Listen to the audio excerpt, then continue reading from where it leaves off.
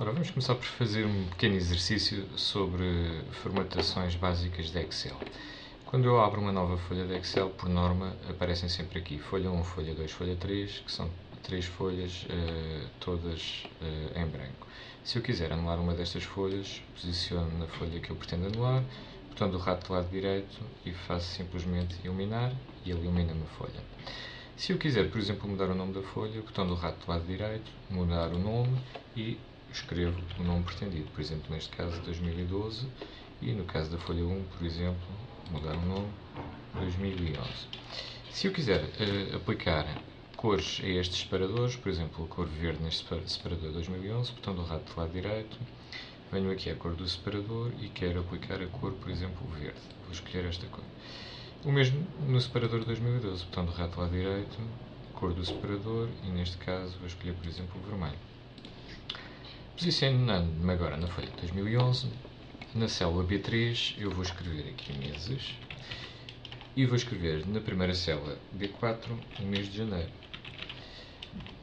O Excel tem preparadas internamente algumas listas de sequências de valores lógicos e neste caso, por exemplo, em relação aos meses do ano, se eu posicionar o cursor no canto inferior direito desta célula e arrastar continuamente até, por exemplo, neste caso a célula B15, largando o cursor, o Excel automaticamente me vai construir a sequência de meses de janeiro a dezembro. E, portanto, ele consegue perceber e tem essa informação guardada que o que eu pretendo são todos os meses do ano. Agora, por uma questão de comodidade, já tenho aqui previamente guardados os valores que quero colocar aqui nesta célula,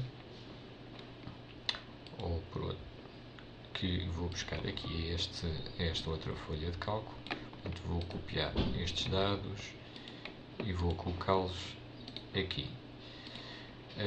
Portanto, reparem, todos estes valores teriam que ser lançados manualmente.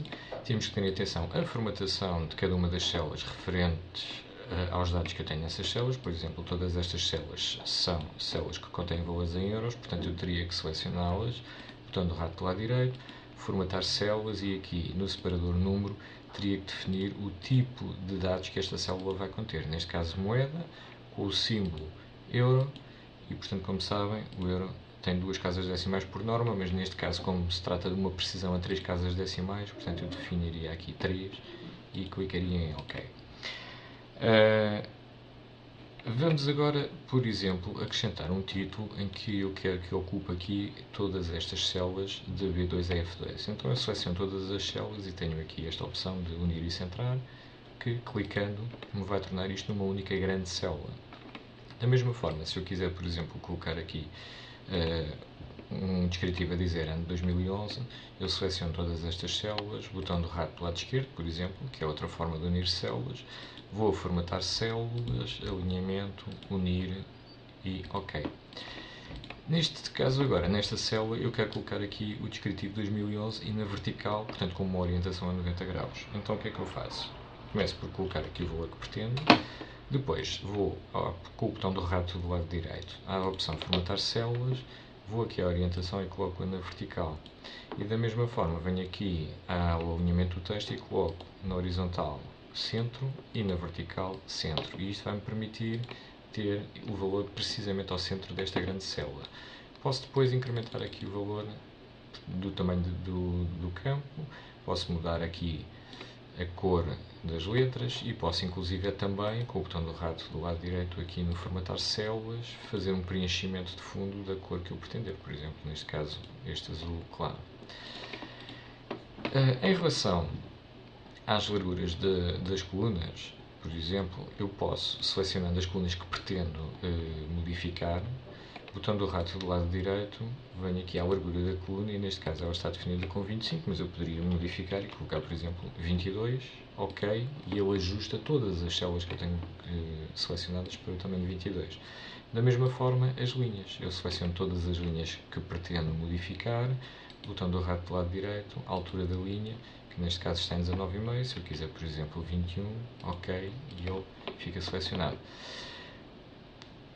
Vamos ver agora aqui, por exemplo, se eu quiser aplicar uns limites a esta tabela, portanto seleciono a zona da tabela a qual quero aplicar os limites, botão do rato do lado direito, aplicando aqui mais limites, e vou desenhar agora aqui os limites que pretendo. Por exemplo, um limite duplo na parte exterior e um limite simples na parte interior. Fazendo OK, estão feitos e aplicados os limites aqui na nossa tabela definida. Se eu quiser alterar o tamanho das letras, claro que é feito à semelhança do Word, vêm aqui ao tipo de letra que pretendem e vão aqui incrementando o tamanho da letra, que depois, por exemplo, podem centrar. Aplicando aqui uma outra opção, que é a formatação condicional. Portanto, vamos imaginar que eu quero aqui os valores destas células, os valores destacados, que forem maiores do que 0,812.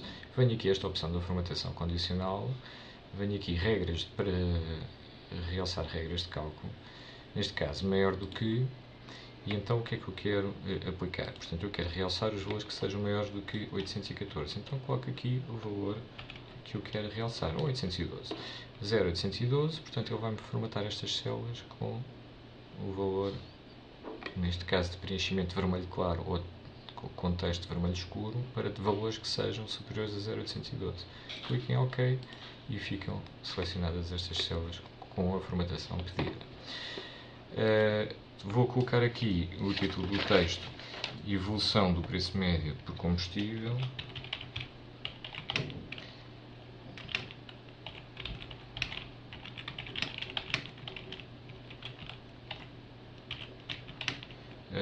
Em Portugal continental, neste caso.